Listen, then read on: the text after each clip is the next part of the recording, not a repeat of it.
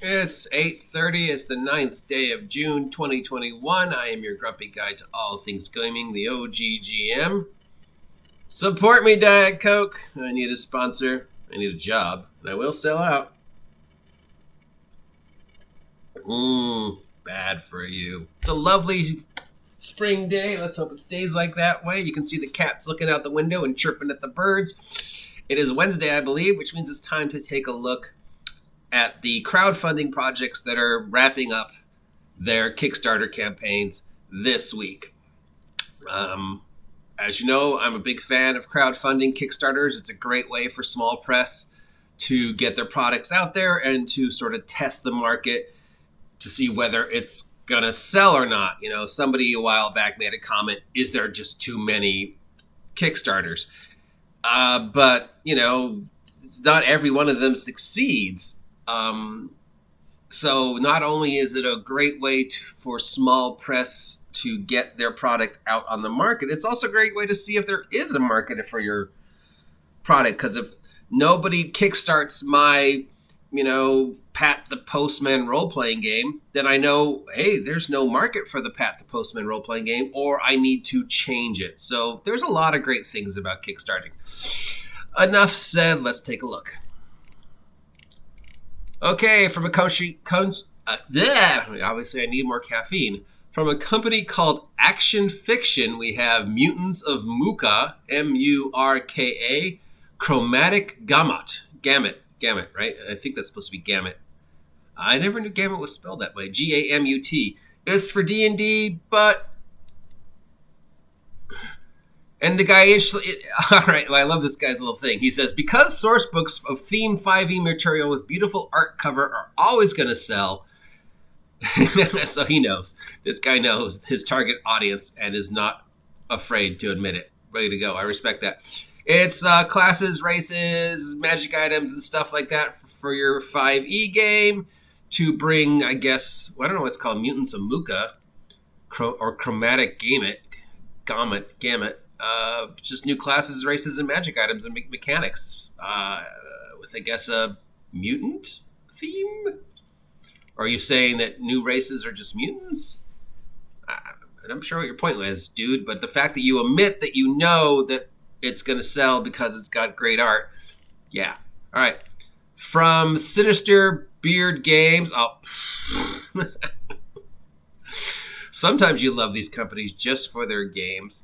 For Powered of the Apocalypse, we have Extreme Meatpunks Forever, the role-playing game.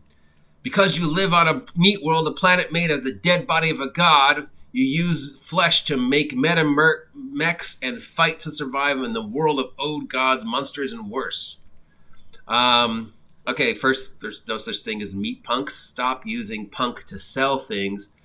And second, so considering your cover is just a bunch of cartoony-looking anime stuff, very cutesy, that sort of goes against the whole meat punk thing. Stop using punk. So I guess it's a sci-fi game about people living on a world that made of the body of a dead god. That's cute. I mean, boiling isles, dead body, nowhere. But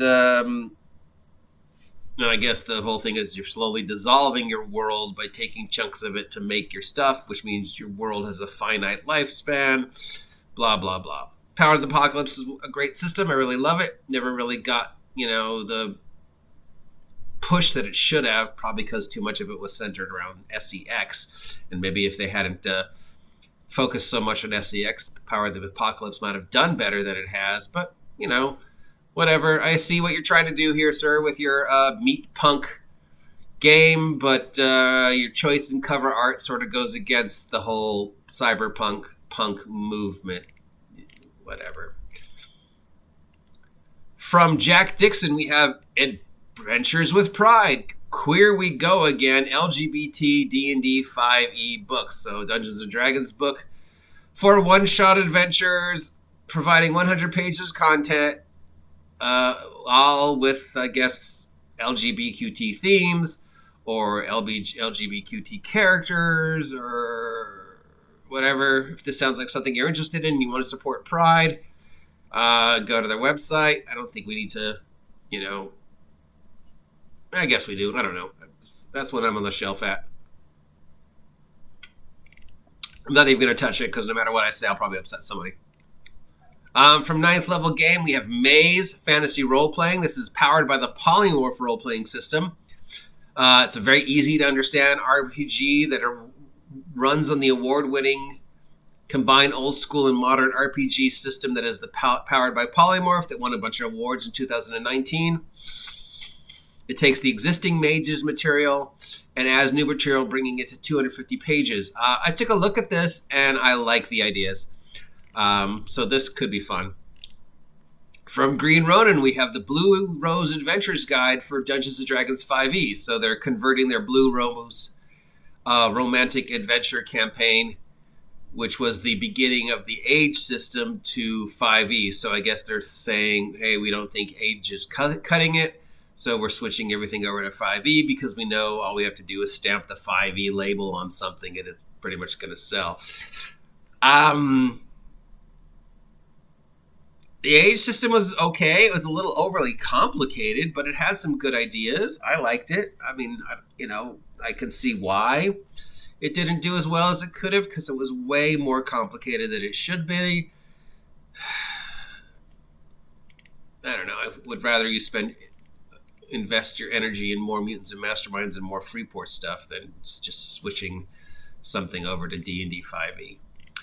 And speaking of Pride, from DBL Features, we have Pride Dice Buddies. Pride Inspire enamel pin, apparels, and accessories. So it's a pin with a dice and then the flag of your favorite LGBTQ representation thingy. If you're a gamer or an ally, these pro LGBTQ pins let you share your love for gaming as well as your feelings with a cool image. The D20 figures are cute and the flags send a positive message. Okay. From Exalted Funeral, we have Ark, Doom Tabletop RPG. This was named the 2021 Tabletop RPG to watch. Ark is a new system meant for rules-light, high-tension sessions using a clock to time out aspects of this. Expect unusual situations as time has to advance and the ending is coming whether you're ready or not. Come closer, she whispered, but he knew she was his doom. But what is Ark? So that's what the cover says on the cover. This doesn't tell me enough about the game to really say anything about it, but except it is one of the 221 tabletop RPGs to watch. Using a clock as a mechanic, it's different, I guess. I don't know. We'll see. From Hit Point Press for D&D 5e, we have Hellions Guide to Monster Hunting. Interested in another $1 million 5e 3-party publishing project? This 300-page tome is on the track to join that club. Check it out and see if the rules for tracking, harvesting, and crafting appeals to you. Want to play a monster table? Do you need 10 familiars and 50 monsters? Looking for over 200 encounters? So basically this is taking Monster Hunter and converting it to D&D and taking Pokemon and converting it to D&D. Helena's Guide to Monster Hunting. So now you can kill a monster and make a car out of it and also have Pokemon in D&D because it was inevitable. From M. Kavanaugh, we're playtesting something called Botanical Beastry, the Leshy-centric Beastry. So it's for 5e and Pathfinder. It contains all the enemies you encounter when you go to the salad bar. You can fight an avocado monster, cave moss. What's a Leshy? Leshy-centric? Because it says here, Cave Moss Leshy. So if you want to have salad monsters added to your 5e game, I guess this is the book. I got to look up a new word now. I probably don't know if I want to know what it is. From Caleb Stokes, we have Fae Anatomy, a melodramatic medical mystery RPG.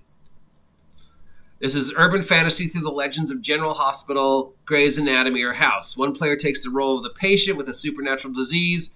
Everybody else plays the beautiful doctors that will save his life no matter how much romantic drama it causes. If your table loves medical melodramas, this has the potential to be the world of fun. For a one-shot, maybe. Magical House could be fun. And that is it for the crowdfunding projects this week. If any of these sound interesting, what the fuck is Leshy? Leshy. It's a tutelary deity of the forest in pagan Slavic mythology. Slavic spirit of the forest.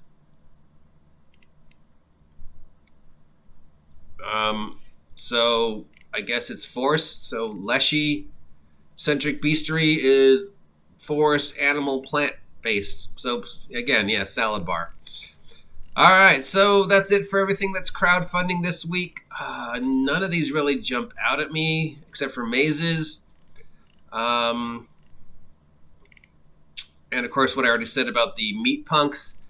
If any of those sound like something you want to support, check them out over on your favorite crowdfunding Kickstarter page, or head on over to your friendly local game store, that's Cess Games and Anime here in Ventura, and have them look into it for you, maybe help you kickstart it.